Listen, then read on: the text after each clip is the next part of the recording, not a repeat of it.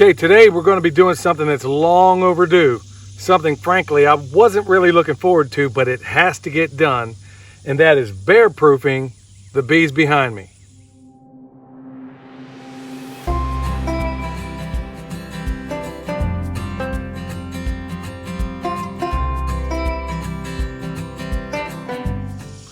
All right, a few videos back, Michelle and I were picking blueberries at a blueberry farm just south of here. Wonderful day, wonderful visit, wonderful place. Well, the lady that runs that place also keeps bees, and she was a wealth of a lot of great local information regarding bees. And of course, me being the blundering novice at all this, I tried to take in as much as I could. Well, she made it very, very clear to us that there are two types of beekeepers in North Carolina. Those that have bear problems and those that don't know it yet. And we were the ones that don't know it or didn't know it at that time. So based on what she said, and you think I would have gotten an eyeball of what to do, because in and out we drive through this place all the time, and every single beehive, even the ones in the city, are surrounded by some kind of barrier to keep the bees out, to keep the bears out. We want the bees in, obviously. So we've neglected that mostly out of ignorance, but now we have that knowledge and we're going to get it done. So I can't imagine anything that would be more heartbreaking than come out here and see some renegade black bear and all of its little baby cubs rolling through here, destroying thousands of dollars worth of bee stuff. We can't have it. Now, there's plenty to eat out here, so Boo Boo and the gang needs to go find some other place to hang out.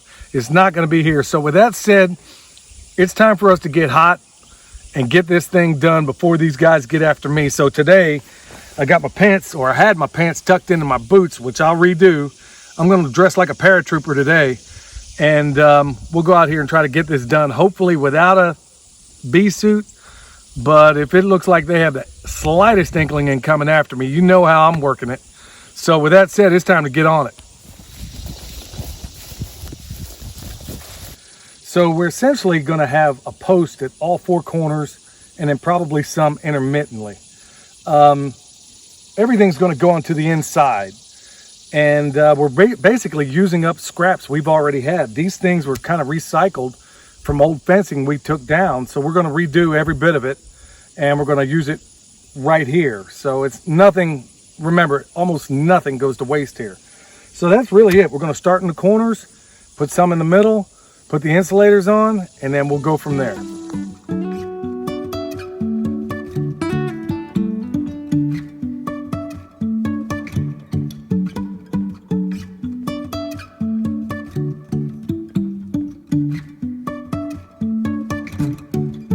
All right, so the T-posts are pounded, and now we're going to put the insulators on the T-posts. We're going to do 4 strands of wire, so we need 4 insulators per T-post.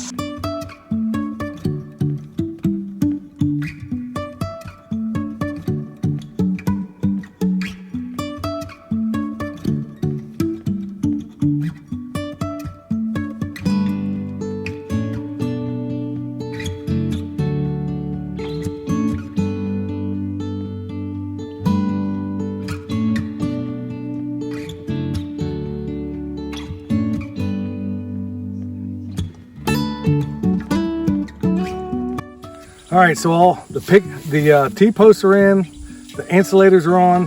Now we're going to start off. We're going to make a gate. We're going to have 4 strands, and all we're going to do is start with one loop in one end, work our way around, put a loop in the other end. It's all going to make sense here in a minute.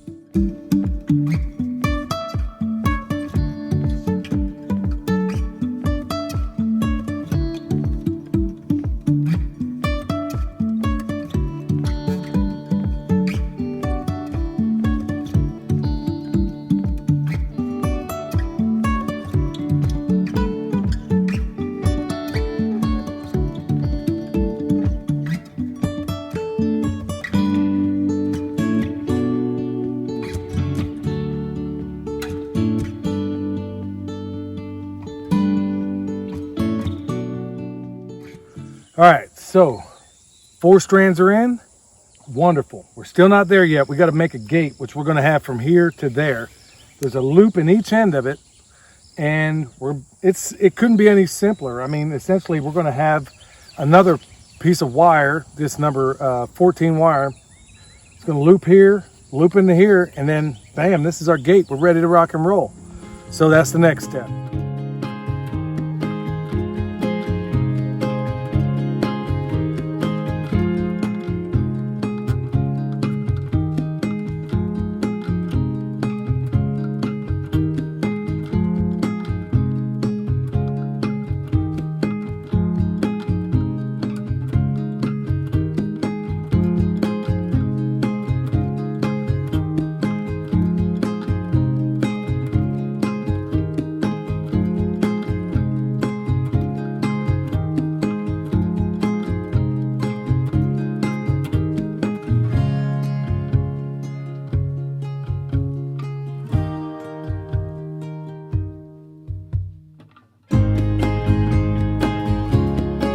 All right, so now we're on to the last leg.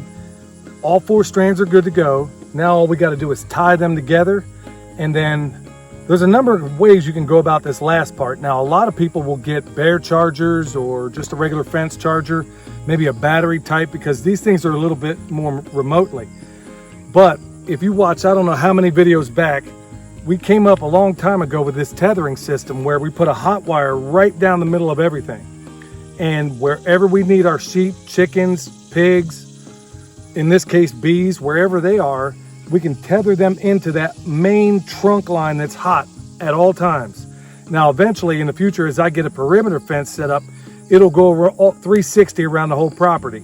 Right now we don't have that benefit, but the cool thing about it is we can now tether this entire fence, the bare fence, onto the main trunk line that's going up to the hot charger. So that's where we are right now. So all it is just get these bad boys pounded in, get it tied in, turn the whole thing on, and if Boo Boo and the other gang can get past it, they're welcome to it as far as I'm concerned.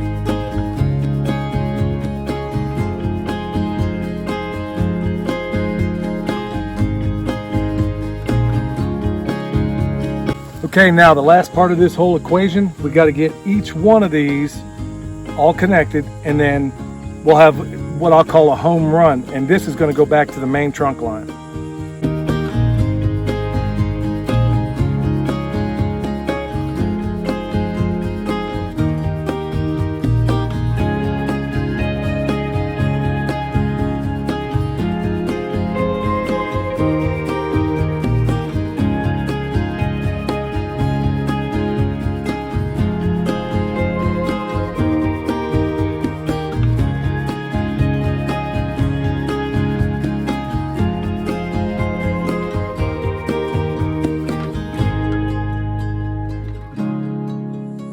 All right, well, that's a wrap. So a grand total of about 45 minutes, and that's even taking the time to film. So very easy project, very simple to get done, and very quick. So there is some debate out there whether or not you should use poly wire, poly tape, or non-insulated wire. Look, I've seen it all up and down this road alone. I've seen a combination of just about everything. So we're going to go with this because we have most of it on hand, and we'll see how it works. So with that, this is Billy, the permaculture pimp daddy from Perma Pastures Farm, where PIMP stands for permaculture is my passion, because it really is. We'll see you next time.